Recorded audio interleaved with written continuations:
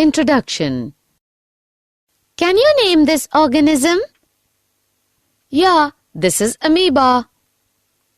Name these organisms as well. The first one is a tree and the second a dinosaur. Identify these creatures: snake, eagle, and dolphins. Do you know how was the life on Earth million and million years ago? And how did such a large variety of organisms emerge from the primitive Earth? No, I don't know. Let me explain to you what happened on Earth million years ago and how all the organisms, dinosaur, amoeba, plants and other animals evolved.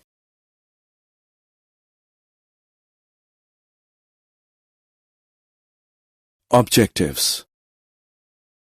At the end of this lesson, you'll be able to understand the Big Bang Theory, understand the Miller's experiment to prove the theory proposed by Oparin and Haldane, understand the evolution of life forms, identify various evidences of evolution, identify the differences between analogous and homologous organs, understand the concept of adaptive radiation. Big Bang Theory. Big Bang Theory explains what happened at the beginning of the universe. According to the theory, a single huge explosion expanded the universe, thus lowering its temperature. After some time, hydrogen and helium were formed, followed by other gases. The gases condensed under gravitation and formed the galaxies. Earth was formed 4.5 billion years back in the solar system of Milky Way galaxy.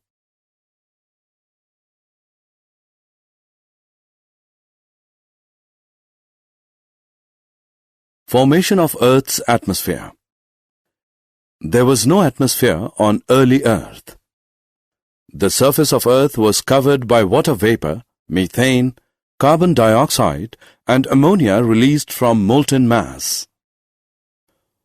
Water was broken up by the UV rays from sun into hydrogen and oxygen. Oxygen combined with ammonia and methane to form water and CO2. As a result, the ozone layer was formed. When the temperature decreased, water vapor fell down as rain to form oceans. Life started 500 million years after the formation of Earth. Theory of spontaneous generation. According to early Greeks, spores were the units of life transferred to different planets. Louis Pasteur experimentally demonstrated that life arises from pre-existing life. This is referred to as theory of spontaneous generation. He used to prove his theory in the following two ways. Life did not come from killed yeast in a pre-sterilized flask. New living organisms arose from killed yeast in a flask open to air. Thus, life comes only from pre-existing life.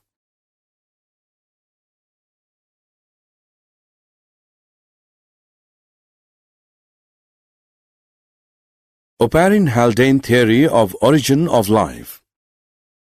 According to Oparin and Haldane, chemical evolution preceded life formation.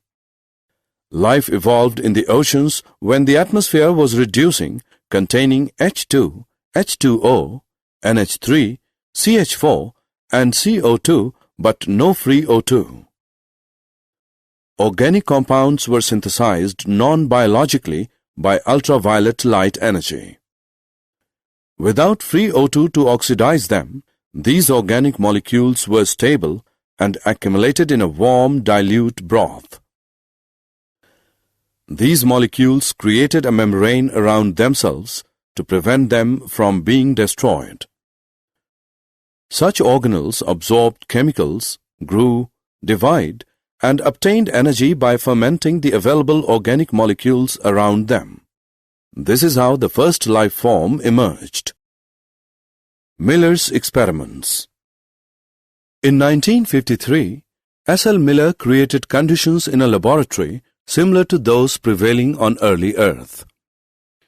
He created electric discharge in a closed flask containing CH4, H2, NH3 and water vapor at 800 degrees Celsius. He observed that ammonia acids, sugars, nitrogen bases, pigments and fats were formed after some time. This experiment supported that chemical evolution preceded formation of life.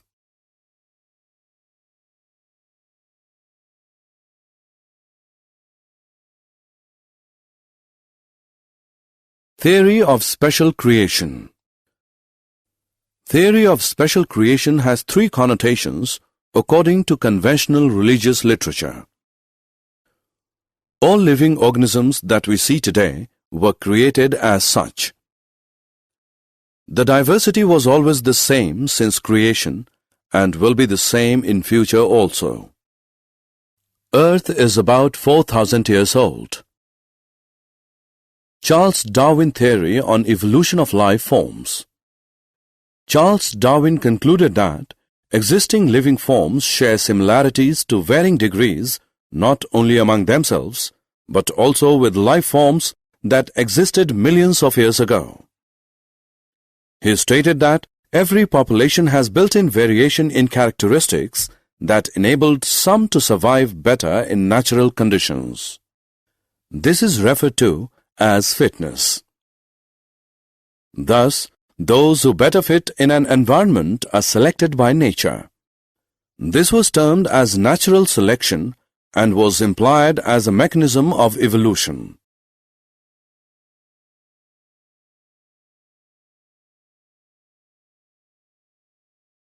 Evidence for evolution.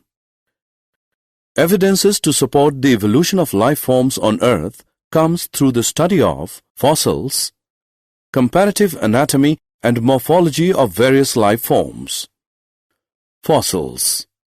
Fossils are the remains of hard parts of life forms found in rocks. The study of different aged rock sediments containing fossils showed that life forms varied over time and certain life forms are restricted to certain geographical time spans.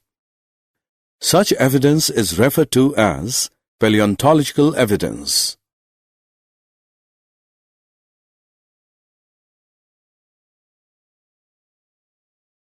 Homologous structures. When same structures develop along different directions due to adaptations to different needs, it is termed as divergent evolution. Such structures are called homologous structures. Example: bones of forelimbs of human beings, whales, and bats are homologous. Analogous structures. When different structures evolve for the same functions, it is termed as convergent evolution.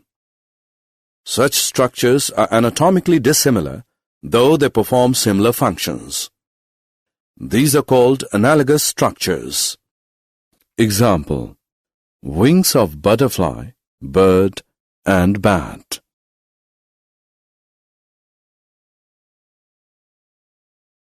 Adaptive radiations.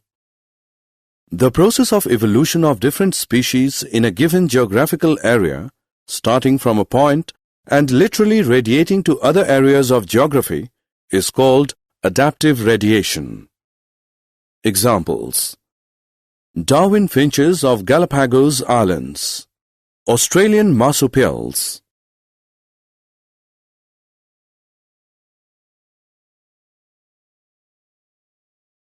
Did you know?